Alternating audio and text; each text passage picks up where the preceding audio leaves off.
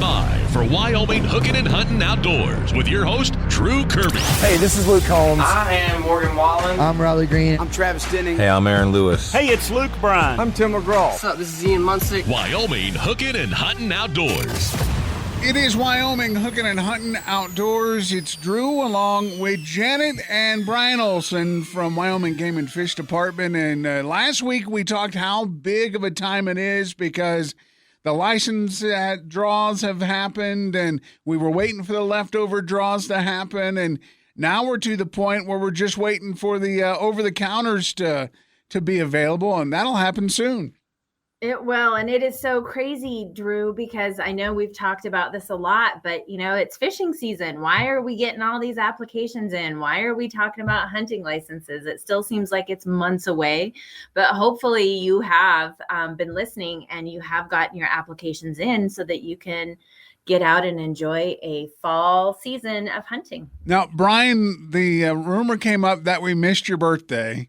And we just want to make sure that, you have a birthday wish. So you get an extra candle on the cake that Janet's going to make you.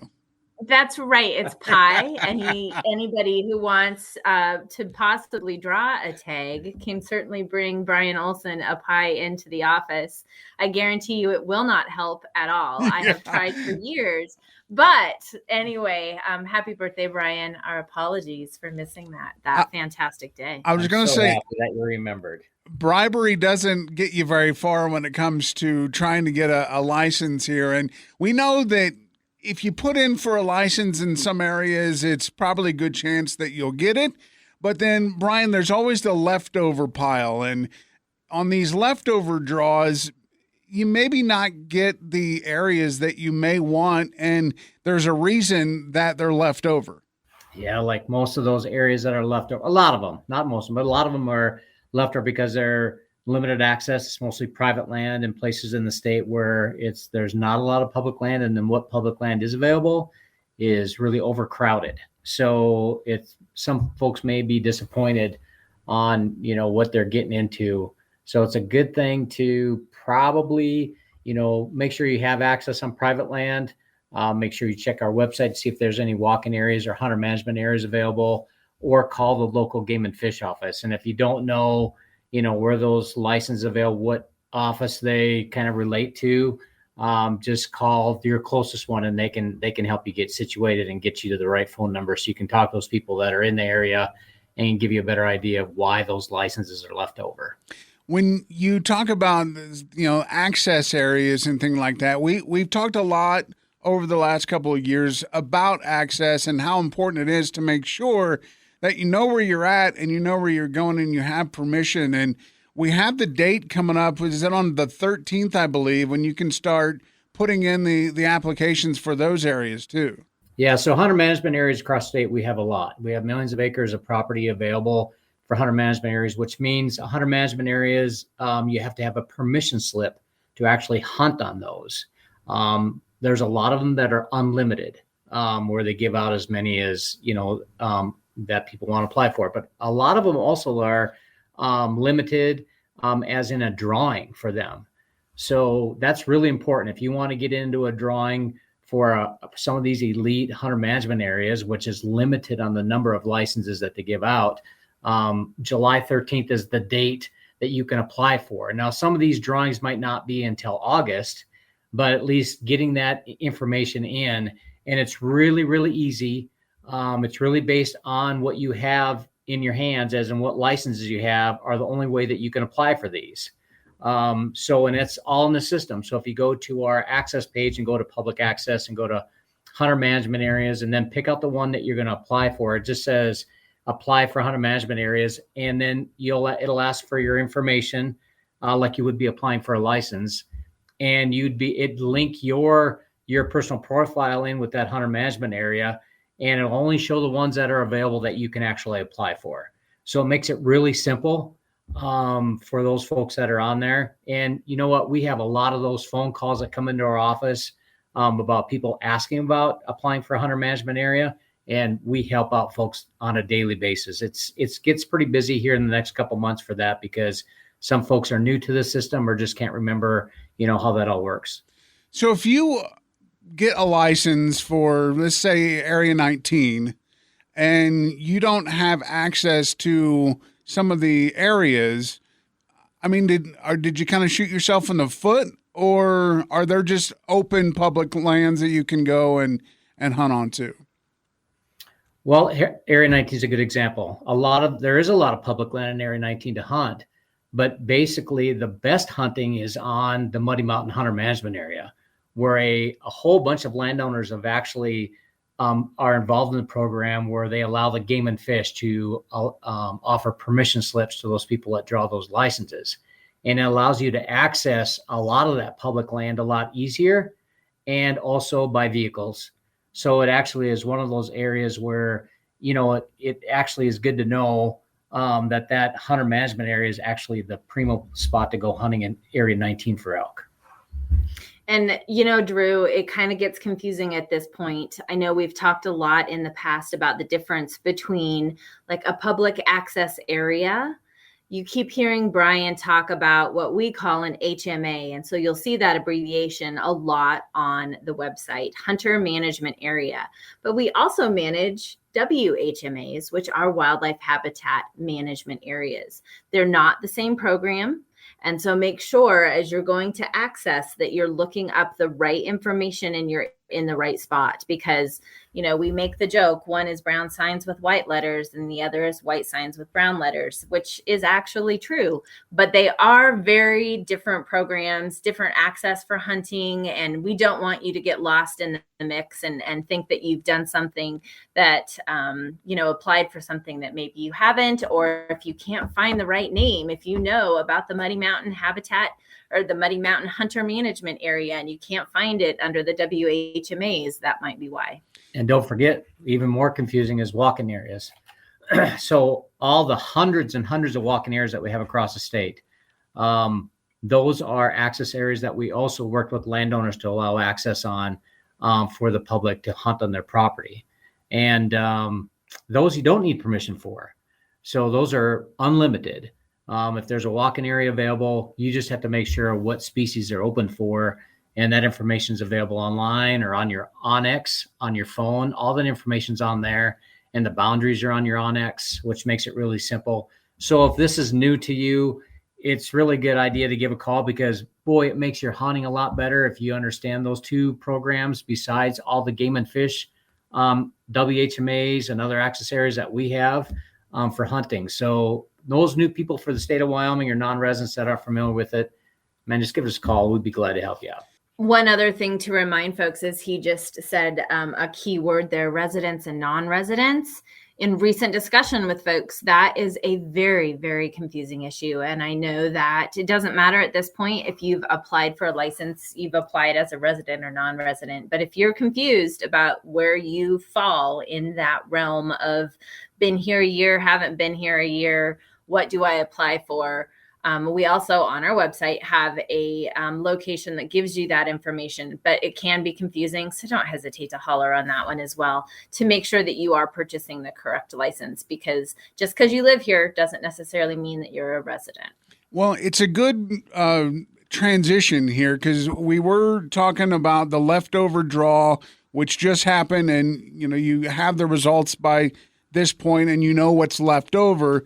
But then there's the difference between the leftovers, over the counter, and the general hunting license. And how big of a difference is that? I guess everything is about as confusing as it can get. So they are different. And so we just had the leftover draw. The leftover list is out.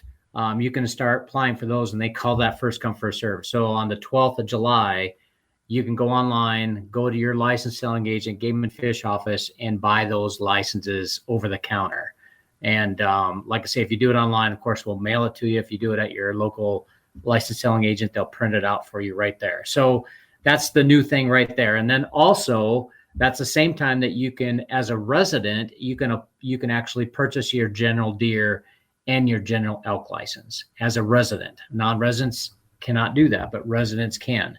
And they go on sale that week of July 12th too. So you can come in and start buying those. Now you can buy those general licenses all the way up until the end of the hunting season. So there's no hurry on those. We don't run out of those.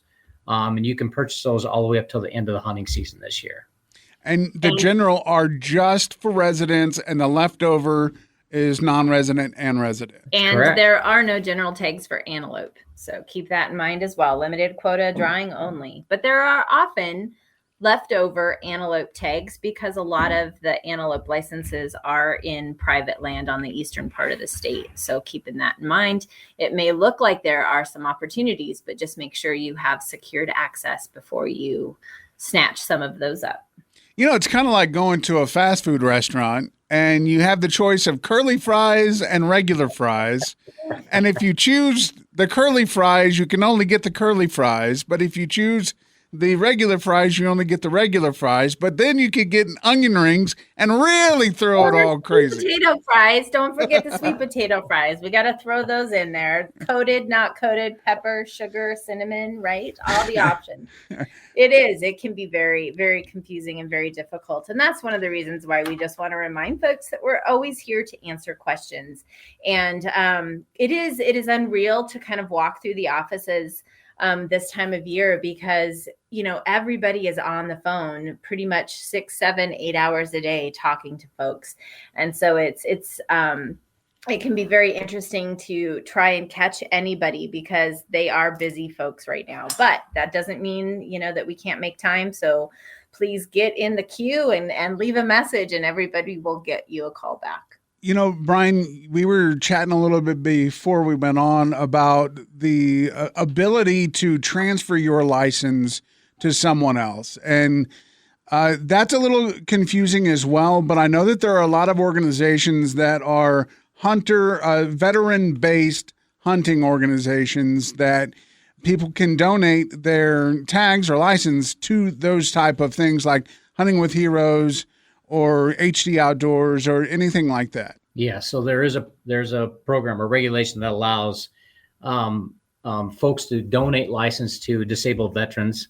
And the easiest way to do that is, of course, you can contact your local game and fish office. We can tell you the process to do that. Or you can just bring them by your office and we will mail them to Cheyenne. And then those licenses will be available for disabled vet programs. And like HD Outdoors or Hunting with Heroes are the most common ones here in Casper, but there's other ones in the state that actually have lists of disabled veterans that they're trying to hook licenses up to. And also that also comes with access. So which is a really great program. And we just had the first drawing, in June for our hunting licenses. And I just got my antelope license in the mail yesterday. So if I wanted to donate that, I could actually bring it to the game fish office, fill out a form. They mail it to Cheyenne, and then they will actually give that license to a disabled vet who's actually hooked up with one of those programs that has access for them to go hunting. Is there a cutoff date for that to actually be available to vets? Yeah, so the cutoff date is before the hunting season starts. So the sooner you get it, the better. So like I say, I know a lot of people are starting to get licenses in the mail now. I think antelope obviously is first. If they would like to donate that, let's get it done now. Don't wait until the season starts. So, August 15th, most seasons start August 15th for antelope. So let's get for archery. So let's get those done right away. And we get them sent down to Cheyenne and we can get those in the hands of disabled vets that really want to do some hunting in Wyoming. Awesome. Another great thing that Wyoming does is takes care of all the veterans that are out there. So if you have any questions, wgfd.wyo.gov, give them a call. Talking to a person sometimes is a little easier and you get through and get all the information. So, all right. Well, we're all excited to get out into the field. And don't forget, the 12th is the day you can start getting the first come, first serve and the general. And then the 13th is when you can start applying and registering for the access program. So we're getting to that point. It's hard to believe. It's Wyoming Hookin and Huntin Outdoors. Back in action here on the program. And of course, Wyoming Game and Fish Department, a huge part of this show. And one of the main reasons I wanted to start it, because I wanted to make sure that everybody was on the same page when it came to regulations and outdoor fun that we can have here in Wyoming. And Janet and Matt back with us again this week. And this time of year, fishing is really popular. Matter of fact, I've seen so many people out on the river. I've seen there's fishing tournaments going on, and there's even a walleye league that's happening every Wednesday night around the county. So, Janet, there's just lots to do fishing-wise right now, and people like to eat that fish too. Exactly. More importantly, there's a lot of smokers going this time of year, a lot of fry daddies. We're all trying to get our favorite species in as we move through the summer. And that's one of the great things about Wyoming is we have such a diversity of fish, and it provides lots of opportunity to try different recipes. So I've never been a huge fish eater until I moved here. And walleye was the fish, I believe, even before I had walleye, you and Matt and the whole gang over there said, go get a walleye and you'll love it. And that's what's happened to me here. Is that the best eating fish in Wyoming? Well, that is such a question that who can answer that, and it just depends. It is absolutely the favorite fish of a lot of people, but so are trout, so are panfish. It just depends on, if you're a catfish lover or not. So that is not a question that we can answer. But one thing that we can talk about is a little bit about the mercury that is in all fish across the world, whether, you're looking at buying fish from the grocery store, or whether you're getting it out of waters. The Wyoming Department of Health has recently put out new fish consumption advisories, and we just want to make sure people are aware of those. What are some of those advisories? What are things people need to look for? Well, people can definitely just go online, either the Wyoming Department of Health, or we also have them on the Game and Fish website. And it talks a little bit about how much mercury is good to consume. And of course, all of that is a personal choice. And so we're not here to necessarily talk about that. And we're not necessarily here, since we are not human doctors, to talk about what mercury does or anything for the humans. But we can certainly talk about why fish in Wyoming have mercury. And where does that mercury come from in the fish, Matt? So there's a lot of mercury just kind of naturally occurring in the environment. There's certain rock formations that are higher in mercury than others, and as they weather and erode away, that mercury ends up in the water. But I think the vast majority of mercury happens through atmospheric deposition. So it settles out with precipitation and ends up in the water bodies, where there's bacteria that convert the elemental mercury into what's called methyl mercury, which becomes able to be absorbed into your body and can certainly cause some health problems. And so it's not like there's, it's not a source of pollution where, and you think of Wyoming, it's really pristine. And so, you could go up into the alpine lakes in the Bighorn or Wind River Mountains, and there's still going to be methyl mercury present because of the atmospheric deposition. So it is widespread. It's everywhere on the planet, and certain fish species tend to accumulate more than other fish species. And so that's where you get into the fish consumption guidelines, and they talk about different types of species and sizes and what's okay to eat and what you should be a little more careful with. And in our area, some of the popular fish are really the ones that are on the better side of the list, right? Well, the better's a matter of opinion, obviously, but yeah. So when the methyl mercury enters the food chain, it ends up in algae, and then things that eat algae get a little bit of mercury, and then things that eat minnows get a little bit more, and so on and so forth. And so when you think about like a trout, which primarily eats insects, zooplankton, things like that, they tend to be on the lower end. And then when you get up into the bigger predators like northern pike, walleye, catfish, they tend to be on the higher level. And there's a lot of other things that factor in terms of how fast the fish grows, and exactly what it's eating. And so places like Seminole Reservoir, for instance, where the walleye grow very, very slow, a walleye from Seminole has a higher level of mercury than a walleye from Glendo that grows very, very fast.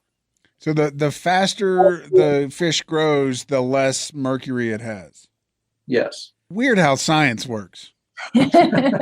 Bioaccumulation for sure. And it's really a thing that Game and Fish really works in conjunction with the Wyoming Department of Health.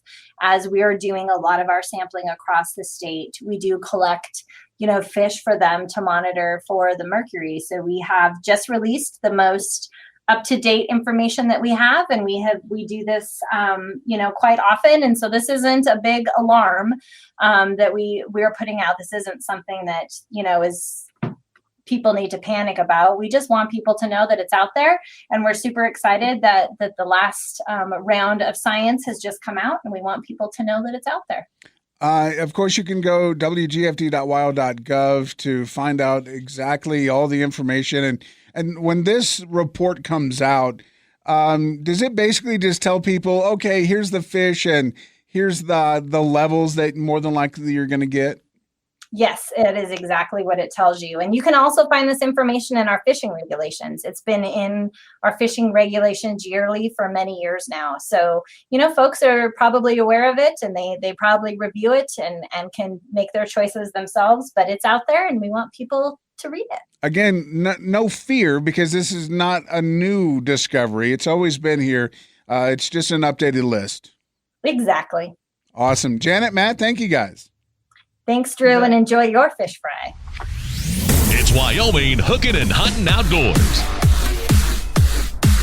It's a beautiful day at Rocky Mountain Discount Sports. And, Brian, it's even better now that we're past the second leftover draw, and you got another tag. Yep, got the additional cow-calf tag for the same area that I drew, so that's going to be entertaining. So this week has been kind of an interesting week. I went out and I shot my rifle for the first time, and I think I'm gonna have to bring it into you guys and make sure that my scope is all kosher, because I think it was shooting a little off. Could be the shooter, but I'm not going to say anything, but yeah, this is the time of year where it's good to at least get out there and early enough where you can get it sighted in, and if it's not shooting quite right, we can take a look at whether the scope is mounted properly, it's torqued properly. We can bore sight it. We can level the reticles for you. Now's the time to kind of get that stuff done. Or I could throw it in the trash because it's junk and get a brand new one here. I think your rifle's just fine, but maybe we can put some new optics on it. Yeah. So there are other things that people can do in this time of year to kind of get prepared. We talk a lot about boots. If you're going to be on long hikes deep in, you got to start breaking them in now. Yeah, absolutely. And this is a good time. The weather is going to start clearing up for us eventually here, where we can go do some hiking, and maybe we're just scouting the area, or maybe we're just going for the hike to break in those boots. But put some miles on those boots before your hunting trip for sure. When you're going out, you're hiking around, you're kind of glassing things. I mean, everybody's chomping in the bit now because the draws have happened, and there are even people getting some of their licenses in the mail, and you go out and you try to scope around where you're going to be hunting, and you got to have the right equipment for that too. Yeah, we've got a fully staffed archery and firearms counter out here, and these guys are willing to get you set up. We're seeing a lot of new bow purchases right now. The Hoyts and the Matthews are selling really well. And then just new equipment in terms of new rests, new optics, whatever the case is. Now's the time to kind of get that stuff on and get practiced up with it. So, we're excited about the hunting season, but, fishing season is prime right now. And you've been fishing quite a bit down at Glendo. You've had some pretty good luck there lately. Yeah, it's the fishing around Casper, and it's just been great. A lot of guys, I saw a person caught a 32-inch walleye out of Alcova, so wow. They do still exist. Yeah. The fishing at Pathfinder, guys are catching a lot of fish. With the walleye league, there's a lot of fish coming in on those evening leagues, and then of course Glendo's still producing some great quality fish. So. Well, hopefully it continues like this, because you got Seminole coming up in a couple weeks for the Wyoming Walleye Stampede. Yeah, next weekend, the Seminole tournament, our deadline for entries on that is Wednesday night. The fishing, been a little hit or miss for guys down there. I think a lot of guys haven't seen the water levels that high for quite some time, and now they're starting to drop it a little bit. So, those fish patterns are going to be a little bit different than what they've seen in the previous years.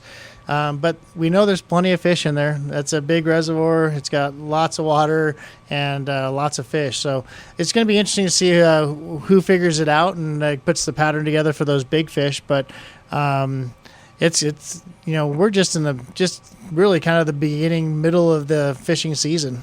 It's interesting because if you think back to March and April when we were really getting forward and looking ahead to the fishing season, and then the method this year has kind of been different because it's really been a lot cooler and a lot wetter than it's been for a long time. So have you really changed your plan that you would have normally been going at this time of year? Just the amount of water and the amount of rain we've gotten, so a lot of the creeks have kind of muddied up the streams and they're muddying up the tail, where the water's coming in on these reservoirs. So, the last couple of years, as an example, like Elkhorn Bay at Glendo had just a ton of pressure, and there's a lot of fish up in that area. But this year, not so much. I mean, it's been really muddy, and although there might still be fish in there, there's not as many, and there's definitely not as many people fishing it. So, and the same thing on the river systems. We talked to a lot of the fly fishing guides, and the lower parts of Casper or through Casper have just been too muddy with all the different tributaries that are just creeks and stuff that are pumping in all this muddy water. So the upper part of Gray Reef has just been pounded with fishermen. They're still catching fish, but you're just dealing with a little more traffic. So it's kind of interesting where the reservoir fishermen that are going for walleye are having great success, and it almost seems easy sometimes. And then on the river system, they're working hard to get there. Well, the weather hasn't done anybody any favors this year for sure. And fish are still there, but when you've got muddy water and you're a fly fisherman, you're running an artificial lure, doesn't put out the scent that a worm would, so typically in dirty water, if I'm running a worm, I'm pretty successful because the fish has still they can go off a scent and they can find your bait. But when you're just throwing a fly out there that has no scent and it's artificial only, it makes it a little more challenging for those guys. Now, if someone is, thinking about that part of it, fly fishing can be a difficult thing in times like this, but making that transition to maybe a fly cast or, a casting rod, Yeah, definitely. There's still fish to be had, but a lot of the tourism and a lot of the people that are fishing the guide services off the Platte system, they want to catch a fish on a fly rod, so they don't necessarily want to do a spinning rod presentation with a Panther Martin or a Meps, right? But for the average Joe that's just going out to the river and wanting to catch fish, those other presentations are going to work just fine. So get out here and check them out. Rocky Mountain Discount Sports. Obviously, hunting, fishing, optics, whatever you need. And, you start thinking about things like the GPS systems, and you guys carry all of that stuff, too. Safety is really important. Yeah, we're seeing a lot of guys coming in and purchasing a lot of optics, especially like spotting scopes right now, because they're maybe they drew a bighorn sheep tag, or maybe they're just got an elk tag and they're trying to either prepare for the season or they want to do a little scouting. On the nice part is if you're trying to make a larger purchase and maybe you're going to spend $1,000 on a spotting scope, but you want to put it on layaway, we have that option. So that'll still give you time before hunting season gets here to throw $100 a week or whatever it is to maybe ease the pocketbook a little bit. Get out here, check them out, Rocky Mountain Discount Sports. Wyoming Hookin and Huntin Outdoors with Drew Kirby. If you have a question, want to make a comment, or have an idea for a show topic, message us on the My Country mobile app. Wyoming Hookin and Huntin Outdoors.